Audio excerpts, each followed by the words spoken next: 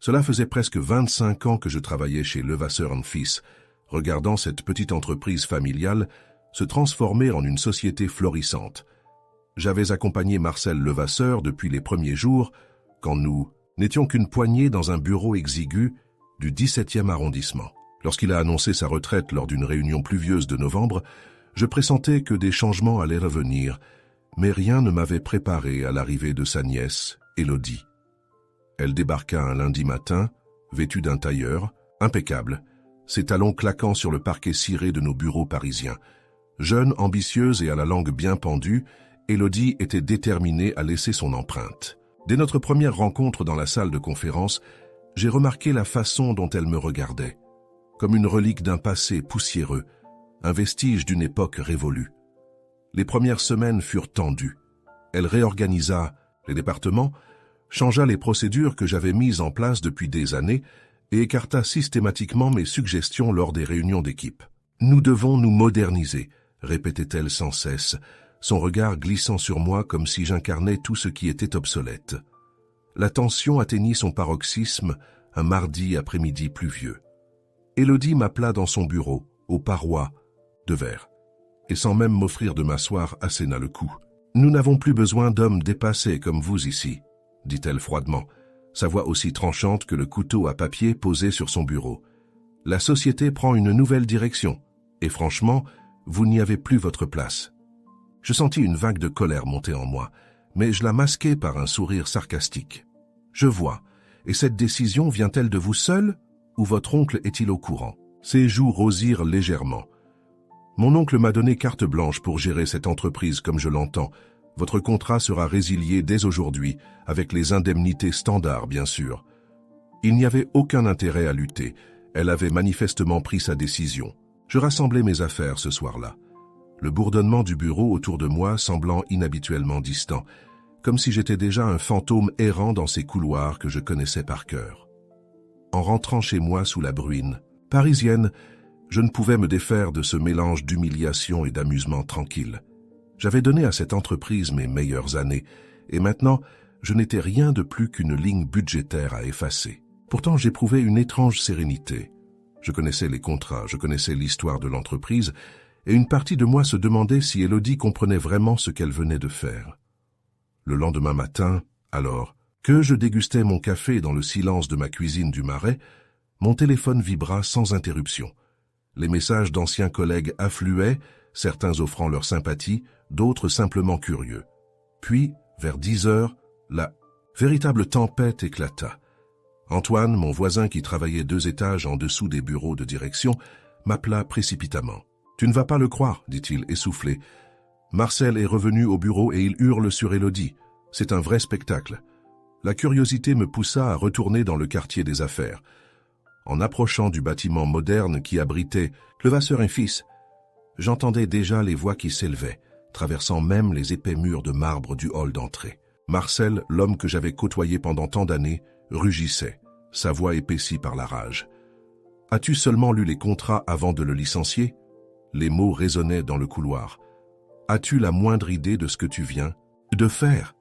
Je me tenais tranquillement juste à l'extérieur de l'entrée, observant le visage d'Élodie se vider de ses couleurs. Elle recula en chancelant, se tenant le front, puis, dans un moment de pure panique, tomba à genoux sur le sol, de marbre. Je n'avais pas besoin d'entendre les détails pour comprendre. Les clauses que j'avais négociées il y a bien longtemps me protégèrent d'une façon qu'elle n'avait jamais anticipée. Je vis le responsable juridique s'approcher, le visage grave, brandissant un dossier que je reconnaissais bien. C'était mon contrat spécial, celui que Marcel avait insisté pour rédiger après notre expansion en Belgique, quand j'avais refusé une offre alléchante d'un concurrent pour rester fidèle à l'entreprise. Une clause spécifique garantissait soit un rachat généreux, soit un poste de conseiller exécutif si la direction changeait de main. De là où j'étais, je pouvais voir la panique se propager dans tout le bureau. Les employés se tenaient aux portes de leur bureau, murmurant entre eux. Élodie, autrefois si assurée, semblait maintenant minuscule, enfoncée dans le fauteuil en cuir de la salle de conférence, pendant que son oncle faisait les 100 pas. L'équipe juridique apparut quelques instants plus tard, dossiers en main, pointant du doigt des clauses surlignées qui scellèrent son sort. Je regardais cette scène, ressentant un mélange étrange d'émotions. Je devrais me sentir vengé, mais une douleur sourde persistait dans ma poitrine. Ce n'était pas ainsi que je voulais gagner. Ma loyauté avait toujours été envers l'entreprise, pas envers un quelconque jeu de pouvoir mesquin. Lentement, je m'éloignais du bâtiment, descendant vers la Seine. Les premiers rayons de soleil perçaient enfin les nuages, illuminant les eaux sombres du fleuve. Tandis que je marchais le long des quais, je réfléchissais à la leçon qui se jouait derrière moi. L'arrogance a toujours un prix, surtout quand on sous-estime les personnes qui ont contribué à bâtir l'empire dont on hérite. 2 jours passèrent dans une étrange torpeur. Je m'occupais à réorganiser ma bibliothèque, à rappeler de vieux amis, à faire ces petites choses que le rythme effréné du travail m'avait toujours empêché d'accomplir. Le téléphone sonna alors que je terminais mon déjeuner sur ma terrasse. C'était Élodie. Sa voix était hésitante, fragile sur les bords, comme un verre fêlé qui menace de se briser au moindre contact. « Monsieur Fournier, accepteriez-vous de me rencontrer au Café des Artistes ?» demanda-t-elle, la fermeté habituelle de son ton ayant complètement disparu. J'hésitais, surpris par cette invitation inattendue. Une partie de moi voulait refuser, lui faire goûter à l'amertume du rejet qu'elle m'avait infligé. Mais la curiosité l'emporta. « À quelle heure ?» répondis-je simplement.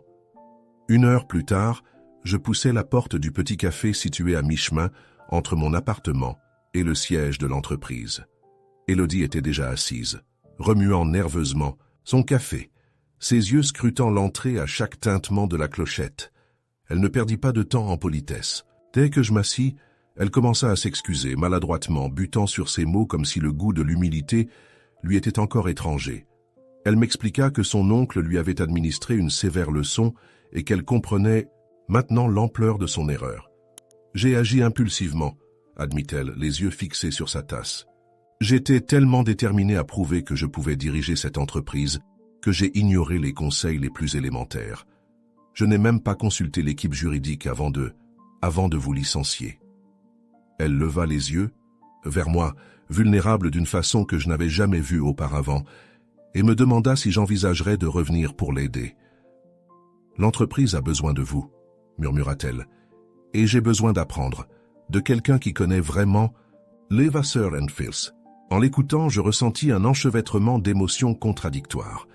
Une partie de moi voulait tourner les talons, la laisser se débattre dans le désordre qu'elle avait créé.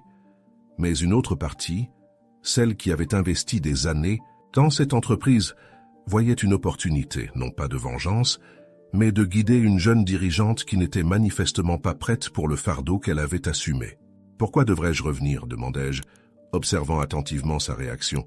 « Vous avez clairement indiqué que vous me considériez comme obsolète. » Elle tressaillit à mes mots, puis prit une profonde inspiration. « Parce que j'ai eu tort, complètement tort. Je vous ai jugé sur votre âge, pas sur votre expérience ou votre valeur. Ces 2 derniers jours, l'entreprise est... Disons que les choses se sont compliquées avec nos partenaires belges. Ils refusent de parler à qui que ce soit d'autre que vous. » Je souris intérieurement. Jean-Philippe et sa loyauté inflexible. Nous avions construit cette relation commerciale ensemble, partageant d'innombrables repas et bouteilles de vin pour cimenter un partenariat qui avait résisté à toutes les tempêtes économiques. « Et si je revenais, dis-je lentement, quel serait exactement mon rôle ?» Élodie hésita puis sortit un document de sa sacoche. « Conseiller principal à la direction, avec un siège au conseil d'administration. Mon oncle a insisté sur ce point. » Je pris le temps de réfléchir en buvant mon café désormais tiède. Ce n'était pas la vengeance qui m'intéressait, c'était l'avenir de l'entreprise que j'avais aidé à bâtir. Et peut-être, juste peut-être, l'occasion d'enseigner à cette jeune femme ce que ni les écoles de commerce, ni l'arrogance ne pourraient jamais lui apprendre. La valeur de l'humilité dans le leadership. Revenir dans ses bureaux avait quelque chose d'irréel. Lorsque je franchis l'entrée le lundi suivant, le silence tomba comme un rideau de théâtre.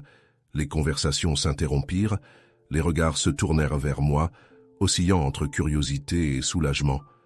La réceptionniste, Mathilde, qui travaillait là depuis presque aussi longtemps que moi, m'accueillit avec un sourire complice. « Bienvenue à la maison, monsieur Fournier », murmura-t-elle en me tendant un nouveau badge d'accès. Élodie avait convoqué une réunion générale pour annoncer mon retour, non pas comme subordonné, mais comme conseiller principal. Je sentais son malaise tandis qu'elle se tenait à mes côtés dans l'auditorium, lisant ses notes d'une voix légèrement tremblante, les joues rosies par une émotion que je ne parvenais pas à identifier. Était-ce de l'embarras, de la résignation, ou peut-être un début de respect? Suite à une réévaluation stratégique, déclara-t-elle, évitant soigneusement de mentionner son erreur, nous avons décidé de renforcer notre équipe de direction avec l'expertise inestimable de Michel Fournier, qui assumera désormais le rôle de conseiller principal. Les applaudissements qui suivirent étaient sincères, presque trop enthousiastes. Je remarquai l'expression soulagée de plusieurs cadres. Visiblement, les quelques jours de mon absence avaient suffi à semer le chaos dans certains départements. L'après-réunion fut un défilé de collègues venant me saluer, m'expliquer les changements récents, me confier leurs inquiétudes. Thomas du service comptable m'attira dans un coin. « Elle a failli perdre le contrat Benelux », chuchota-t-il. Jean-Philippe était furieux. Il a menacé de rompre l'accord si elle ne revenait pas sur sa décision concernant l'approvisionnement. Je hochai la tête, pas vraiment surpris. Jean-Philippe détestait les changements brusques, surtout ceux imposés sans consultation. C'était l'une des premières leçons que j'aurais dû enseigner à Élodie. Mon nouveau bureau n'était pas l'ancien, celui-là, Élodie l'avait conservé, mais un espace plus petit à l'étage des opérations stratégiques. Un compromis acceptable, pensais-je, en déposant ma serviette sur le bureau en chêne. La vue sur la tour Eiffel compensait largement la perte de prestige. Dans les semaines qui suivirent, j'observais Élodie attentivement. Elle n'était pas stupide, loin de là. Elle apprenait vite, absorbant tout comme une éponge. Elle posait des questions, restait tard, et adoucissait progressivement ses angles les plus tranchants. Nous nous heurtions parfois, naturellement, son appétit pour des changements rapides contre mon instinct de prudence. Mais nous trouvions un terrain d'entente plus souvent qu'on n'aurait pu le croire. Un soir, alors que nous révisions une proposition pour un nouveau partenariat allemand, je la surpris à m'observer par-dessus son ordinateur portable. « Quelque chose vous tracasse ?» demandai-je en retirant mes lunettes. Je me demandais juste... Elle hésita. « Comment avez-vous su que les Allemands ne voudraient pas de cette clause de résiliation anticipée? Rien dans leur correspondance ne l'indiquait. » Je souris. Quand on négocie avec la société Meyer depuis 15 ans, on apprend à lire entre les lignes. Herr Schmidt déteste l'incertitude plus que tout. Pour lui, un contrat est sacré, presque comme un mariage. Elle nota quelque chose dans son carnet. C'est ce genre de connaissance qui ne s'apprend pas dans les écoles de commerce, n'est-ce pas? À cet instant, je vis les contours d'une dirigeante capable se dessiner. Elle était encore impétueuse, encore impatiente, mais sous cette surface bouillonnait une véritable volonté de réussir. Et si une partie de moi restait méfiante, une autre ressentait quelque chose proche de la fierté. Les saisons passèrent, transformant Paris de la fraîcheur printanière à la canicule estivale, puis aux feuilles dorées de l'automne. Notre relation professionnelle évoluait avec le paysage urbain. Les premières gelées de décembre cristallisèrent un tournant décisif dans notre dynamique. Ce matin-là, Élodie frappa à ma porte, un dossier sous le bras et une expression indéchiffrable sur le visage. Elle s'assit sans attendre mon invitation, une habitude qui m'agaçait autrefois, mais que j'avais fini par accepter comme faisant partie de son caractère. J'ai repensé à notre structure organisationnelle, commença-t-elle, étalant des graphiques sur mon bureau. Nous sommes trop hiérarchisés. Les décisions prennent des semaines à descendre jusqu'aux équipes opérationnelles. Je m'attendais à devoir défendre encore une fois notre modèle traditionnel, mais ce qui suivit me surprit. J'aimerais mettre en place une approche plus horizontale, mais sans perdre la rigueur que vous avez instaurée, poursuivit-elle. Que penseriez-vous d'équipes autonomes avec des responsables de projets tournants? Cela permettrait de valoriser l'expérience tout en encourageant l'innovation. Je l'observais attentivement. L'Élodie des premiers jours aurait imposé ce changement sans consultation, convaincue de sa supériorité intellectuelle. Celle qui se tenait devant moi cherchait un équilibre entre tradition et modernité. « C'est risqué », répondis-je honnêtement. « Mais ça pourrait fonctionner avec les bons garde-fous. Commençons peut-être par un département pilote. » Son visage s'illumina, puis se figea dans une expression plus professionnelle. J'y ai pensé aussi.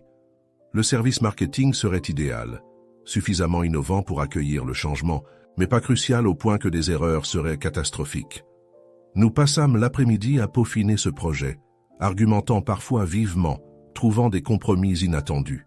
Je découvrais chez elle une intelligence stratégique que son arrogance initiale avait masquée. Elle avait le don de repérer les failles dans mes raisonnements les plus solides, tout en acceptant mes critiques sans cette défensive qui caractérisait nos premiers échanges. À la fin de la journée, épuisés mais satisfaits, nous nous retrouvâmes dans la petite cuisine du dernier étage, partageant un café devant le panorama parisien qui s'illuminait progressivement. « Savez-vous ce que mon oncle m'a dit quand je lui ai annoncé votre licenciement » demanda-t-elle soudain, brisant notre silence confortable. Je secouai la tête, curieux malgré moi. Il m'a dit que je venais de commettre la plus grande erreur de ma carrière.